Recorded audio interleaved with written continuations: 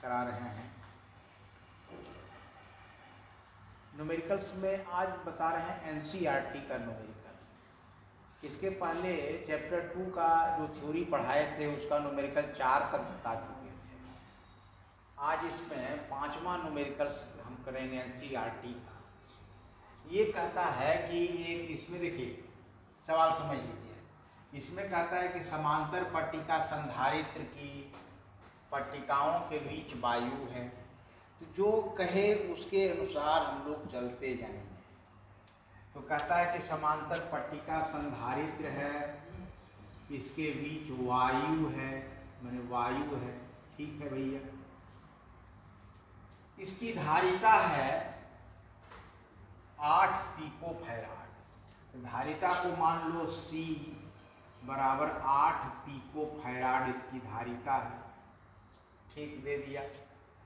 अब कहता है यदि पट्टिकाओं इसके बीच की दूरी मान लिए पहले D है, तो धारिता का सूत्र बताए थे C बराबर समांतर पट्टिका का एप्सिलॉन नॉट A बटे D होता है। ये सूत्र हो गया समांतर पट्टिका संधारित्र की धारिता का सूत्र हो गया।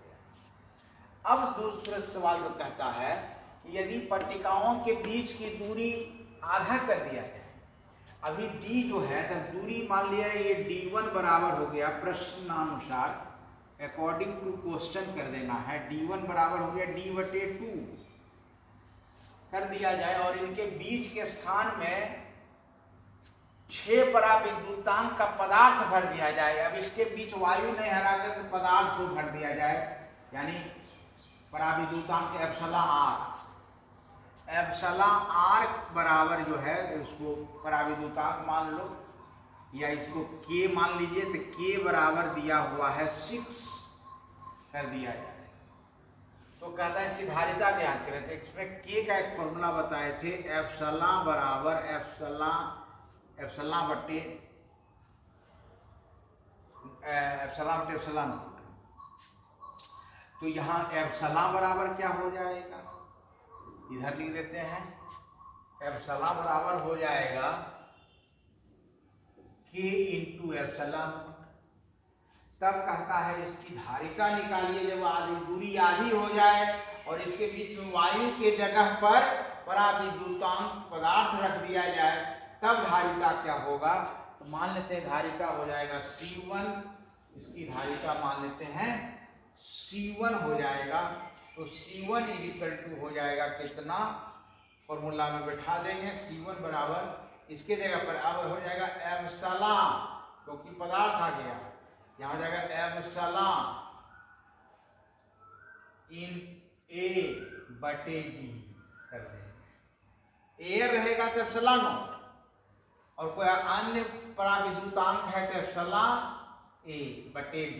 अब एप्सिलॉन का मान यहाँ से दे दे तो C1 बराबर हो जाएगा, और यहाँ D1 माने हैं दूरी, तो C1 बराबर हो जाएगा एप्सिलॉन के जगह पर K into epsilon not, epsilon के जगह पर K into epsilon not into A, अब बटे D के जगह पर हो जाएगा D1 के जगह पर हो जाएगा D बटे 2।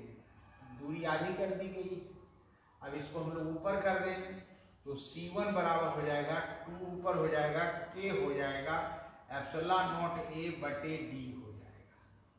और एप्सिलॉन नॉट A बटे D C है, और C का मान है 8 पिकोफैराड, यानी इसका मान आपका हो गया 8। और 8 पिकोफैराड को आप लिख सकते हैं, ये पिकोफैराड और पिकोफैराड दे सकते हैं। तो यहाँ पर हम लोग लिखेंगे 2, और K का वैल्यू कितना दिया हुआ 6, K का वैल्यू यहाँ दिया हुआ है 6। तो 2 गुना 6 मल्टीप्लाई यहाँ पर 8 हो जाएगा, 8 कर दीजिए। तो यहाँ पर क्या हो गया, गुना करके लिख दिए। तो यहाँ पर ये हो जाएगा 6 दूनी 12, 12 96, 96 कर दीजिए। 96 पिको फैराड यहाँ हो जाएगा। और अगर फैराड में लिखेंगे तो 96 multiply 10 to the power -12 farad इसका आंसर हो जाएगा। फिर से समझिएगा तो समझ लीजिए। इसमें आपका यही हो गया कि पहले समांतर पट्टिका संधारित्र के बीच वायु है, तो इसका मान दिया हुआ 8 पिकोफैराड, वायु वाला फॉर्मूला दे देंगे C0 एप्सिलॉन नॉट A बटे D। अब कहता है कि वायु के जगह पर 6 पराविद्युतांक पदार्थ रख दिया गया, तो K बराबर 6 और दूरी आधा कर दिया गया, तो D बटे 2 कर दीजिए। और K का फॉर्मूला लिख दीजिए। K पराविद्युतांक का एक फॉर्मूला होता है एप्सिलॉन बटे एप्सिलॉन नॉट। अब इससे एप्सिलॉन निकालिएगा तो K गुना एप्सिलॉन नॉट हो गया। और अब वायु कोई पराविद्युतांक रखने पर धारिता का सूत्र ये हो जाएगा एप्सिलॉन A बटे D। एप्सिलॉन का मान यहाँ से रख दीजिए, ये वैल्यू आपका सबका मान यहाँ रख करके देखेंगे तो आपको पिकोफैराड में इतना, फैराड में ये आंसर आ जाएगा। नेक्स्ट सवाल,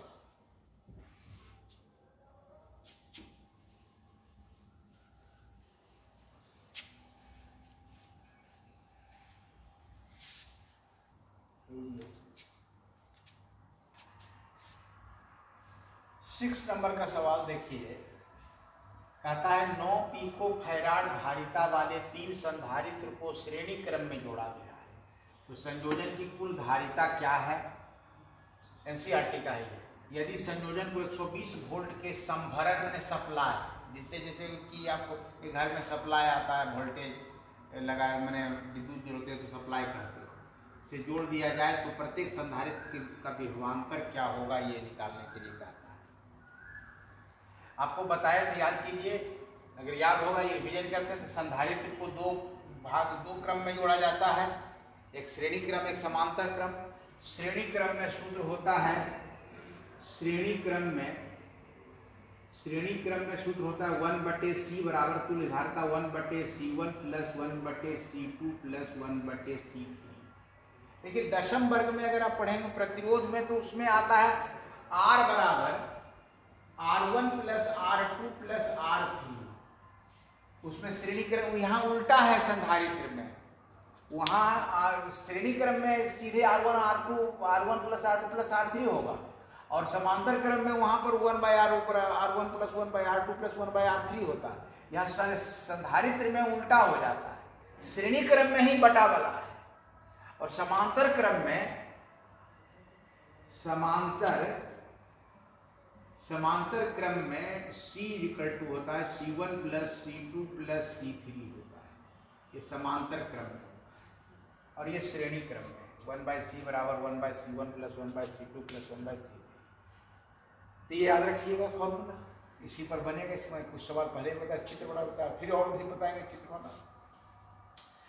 9 पिकोफैराड धारिता के 3 संधारित्र हैं। यहाँ पर हैं C1 बराबर 9 पिकोफैराड, C2 बराबर भी है 9 पिकोफैराड, और C3 बराबर भी है 9 पिकोफैराड। तो 3 संधारित्र है, और ये जो श्रेणी क्रम में है तो इसका तुल्य धारिता निकालना होगा। तो श्रेणी क्रम में तुल्य धारिता A नंबर में, श्रेणी क्रम में तुल्य धारिता 1/C बराबर 1/C1 plus 1/C2 plus 1/C3, जो ये फॉर्मूला लिखे हैं। और इसी पर वैल्यू रख करके हल कर लीजिए। न्यूमेरिकल में अंकगणित भी जरा जरूरी होता है, तो इसमें वैल्यू पुट कर दीजिएगा, तो इसका आ जाएगा यहाँ पर 1/C बराबर 1/9 प्लस 1/9 प्लस 1/9, और लघु जैसा जानते हैं 9 हो गया 1 प्लस 1 प्लस 1 यानी 3/9, 3/9 यानी 1/3, 3 दिया 9 1/3 हो जाएगा, यानी C बराबर हो जाएगा 3 पिकोफैराड। C बराबर आपका हो जाएगा 3 पिकोफैराड। आपका एक आंसर हो गया A का। और कहता है कि इसकी धारिता निकालने के 3 पिकोफैराड को लिख सकते हैं C बराबर 3 गुना पिको मैंने 10 के पावर -12 फैराड, आप ऐसे भी लिख सकते हैं। A नंबर में एक बहुत आसान सवाल था। अब B नंबर में कहता है यदि संयोजन को 120 वोल्ट से जोड़ दिया जाए, तो कहता है कि तो इसका प्रत्येक संधारित्र पर विभवांतर निकालने के लिए अब यहाँ समझ लीजिए इसको कि अगर इसमें आपको कहे कि इसको जैसे मान लिया कि 3 संधारित्र है, एक ये संधारित्र है, एक ये संधारित्र है, एक ये संधारित्र है, तीनों संधारित्र को विभवांतर स्रोत V से जोड़ दिया जाता है। मान लो V बराबर कुल धारिता 120 वोल्ट है, 120 वोल्ट से जोड़ दिया जाता है। तो ये C1, C2, C3 मैंने प्रत्येक संधारित्र के बीच इसके बीच विभवांतर V1, V2, V3 ये निकालने के लिए आपको कहा है। V1, V2, V3 निकालने के लिए कह रहा है। फिर से समझ लीजिए कि अगर कहता है कि ये श्रेणी क्रम में इसको 120 वोल्ट से संभरण से यानी सप्लाई से जोड़ दिया जाता है, तो प्रत्येक संधारित्र के बीच के विभवांतर आपको निकालना है। तो विभवांतर निकालने के लिए आपको पहले फॉर्मूला पर चल जाइए। तो फॉर्मूला बताए थे C बराबर Q बराबर फॉर्मूला बताए थे CV, Q बराबर CV हो गया। तो आवेश पहले निकाल लेंगे क्योंकि V बराबर होता है Q बटे C।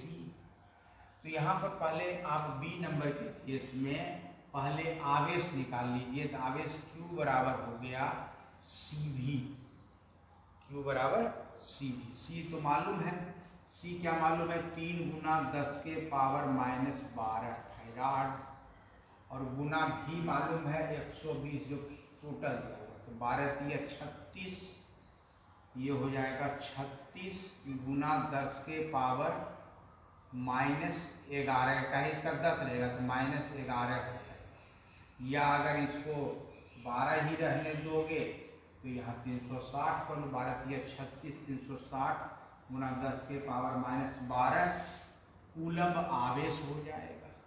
तो Q निकल गया। अब हमको V निकालना है, तो V का फॉर्मूला V1 निकालना है। तो Q बटे C1, क्योंकि इसमें आवेश समान रहता है, तो यहाँ पर हम लोग करेंगे जो निकाल लेंगे फॉर्मूला V1 निकालना है। तो फॉर्मूला वहाँ V बराबर यहाँ हो जाएगा, V1 बराबर निकालिएगा तो Q बटे C1 कर दीजिए। तो Q का मान कितना दिया होगा, Q का मान ये आ गया 360 गुना 10 के पावर माइनस 12 बटे C1 का मान कितना है 9 गुना 10 के पावर माइनस 12 पिको फैराड में। ये तो कैंसिल हो जाएगा, 9 चौका 36, 40 हो जाएगा, यानी विभवांतर हो जाएगा 40 वोल्ट। यानी V1 बराबर हो गया कितना 40 वोल्ट। और इसमें तुम लोगों को बताए थे कि श्रेणी क्रम में सभी संधारित्र के बीच विभवांतर बराबर हो गया, यानी V2 बराबर भी हो जाएगा 40 वोल्ट और V3 बराबर भी हो जाएगा 40 वोल्ट।